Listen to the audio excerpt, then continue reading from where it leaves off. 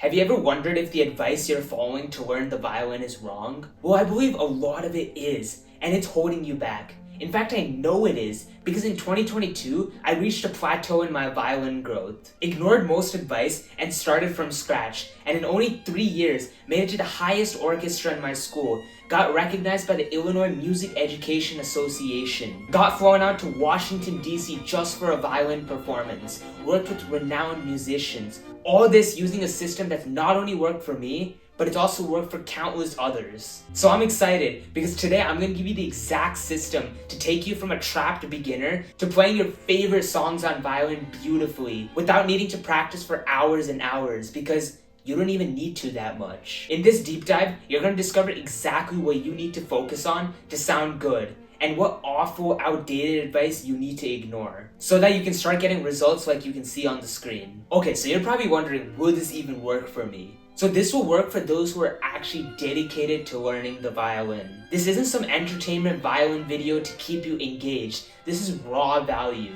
If you're determined to learn the violin and make an actual change in your life, stay till the end of this video, because this video will change your violin playing forever. But how do I know this system even works? I've been working with multiple beginner violinists, and I've pinpointed the biggest areas of focus that they need to work with. And this system works by effectively fixing all those mistakes so that you can make exponential growth and get out of that dreadful beginner phase. Take Sean for example. He's a swimmer, he's got assignments, and yet he still decides to learn the violin. This is what he's been playing right now.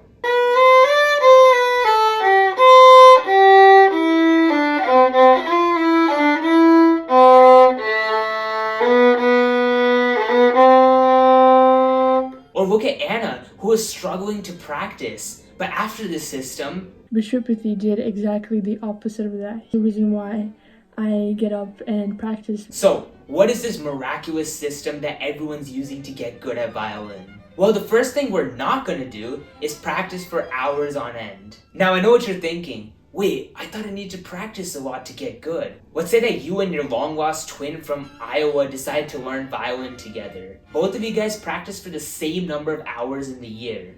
However, after the 12 months, you might still be working on finger placement while your twin is jamming out cool songs. The time you spend practicing does not equate for the results you get. It's about how you practice. What we're also not going to do is expect results overnight. Learning violin is like growing a plant. You can give all the sunshine and water you want, but the plant's only going to grow at a certain rate. Now, there are things that you can do to accelerate your progress, but don't expect to go to sleep tomorrow and start performing with the Boston Symphony. Well, in terms of learning violin and actually sounding good, what I'm about to tell you is day and night from what you're used to hearing. So let me ask you a question. If you're studying for an exam, what would you do? Would you rather look through the notes and start rereading the text, highlighting everything?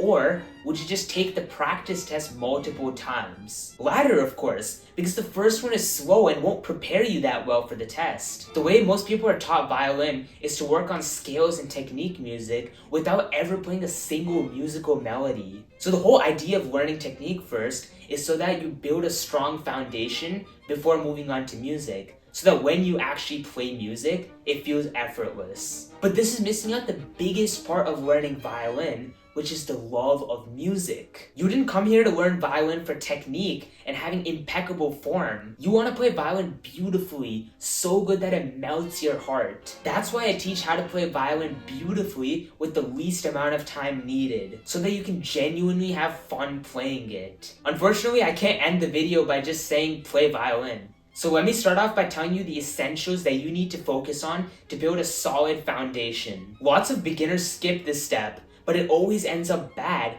because if your foundation's weak, it doesn't matter how much practice you do, the sound will always sound unstable. At the same time, I'm not expecting perfect technique right away. Your technique will improve over time, I promise. There are 3 main pillars to build a strong foundation, and you want to get a base understanding of all of them before you even start playing any music. The first pillar is posture. It's also one of the most common places that beginners go wrong. But with these simple guidelines which I'm about to tell you, you can avoid pain and set yourself up to improve quickly. The easiest way to remember posture is through the acronym TAL. Tilt, align, lift, and legs. Tilt your violin so that it's around 45 degrees, with this black part, hope the camera's focusing on it, faces your neck over here.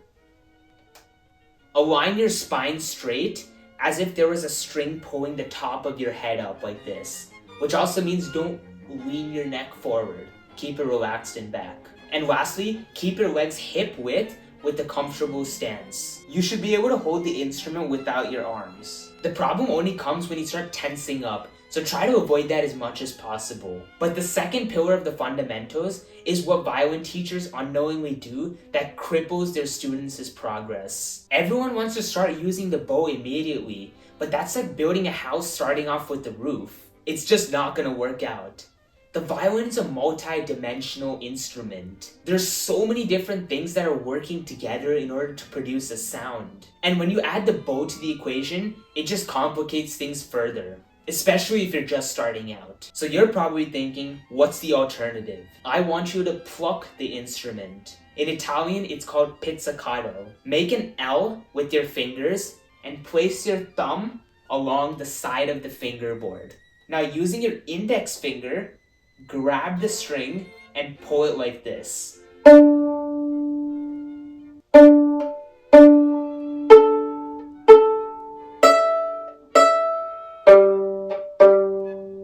Make sure you're plucking over the fingerboard, which is this black thing over here, and not this region over here. This is where the bow goes. You're not going to get a good sound if you pluck there. Try plucking in different strings until you get a good feel of it. Working through pizzicato will allow you to focus on pillar 3. Guess what's the fastest way to make your violin sound awful? It's playing out of tune. And here's the hard truth. As a beginner, your ear isn't developed that well yet. You think your finger's in the right spot, but even if it's just slightly off, every note sounds sour. It feels like you're shooting into the dark. I used to feel the exact same way, and it used to piss me off. Some 4-year-old on the internet could play better than me. What was I doing wrong? Here's the secret. Adding tapes to your fingerboard. Adding tapes is like a GPS for your left hand. Instead of second guessing yourself, you know exactly where to place your finger. But there's more than just the tapes itself. It's about building your mental connection with your fingers. When you go down to place a finger, you should be visualizing in your head the exact spot where your finger is going. This is instantly going to make you sound more in tune, more confident, and much closer to the violinist that you want to become. With your new and improved understanding of the fundamentals, let's move on to step 2. This is where things get spicy. When I was a beginner, I hated violin. I was forced into learning boring technique pieces, which honestly didn't even sound like music. And while they have their place, I wanted to play the cool music that you see on the movies and on Instagram. I wanted to play Star Wars, but we were playing scales. Because of this, for a period of time, I lost that drive to learn violin. Every time I picked up the violin, it felt like a chore, which it absolutely should not be. It was only until I had a teacher who did things differently. He worked on technique through the music that we played. Every song that we played was so fun. It was the type of music that you can actually vibe to. It was only when I played music that I loved the violin, which sounds so stupid because it's just common sense. But you won't believe the number of teachers who spend all their time on technique without ever working on music. And while they do this with good intent, unfortunately, they're stripping away the joy of learning violin from numerous students. That's why I created my program to learn your favorite song on violin. We're here to play violin. We're not here to become a prodigy or the world's best violinist. We aren't chasing perfection here, just progress. In the beginning, I showed you a few of my students. The reason that they were this happy with their results was because they played music that they actually wanted to do, rather than repetitive technique music. If you want that kind of help, where I personally help you step by step, giving you the fingerings, technique help, posture, intonation, everything that you need to sound beautiful, go to the top link in the description. It's so worth your time. You will not regret it. Now that you've hopefully played through some music, you've now developed an adequate sense of what it's like to play the violin. At this stage, this is when we start using the bow. This is called the Franco-Belgian bow hold. But there's a big problem with this for beginners. It's so dang slippery. I remember when I first started learning violin, the bow would always slip out of my hands. Everything felt awkward. The tone was shaky, scratchy, rough, everything bad you can think of. But once I shifted to this modified Franco-Belgian bow hold, things felt way easier. And later when I transitioned out of it, the change felt seamless. Here's how to do it. Put your thumb on this metal thing right here called the ferrule. Now throw your fingers over the stick with the pointy finger having more distance from the middle too.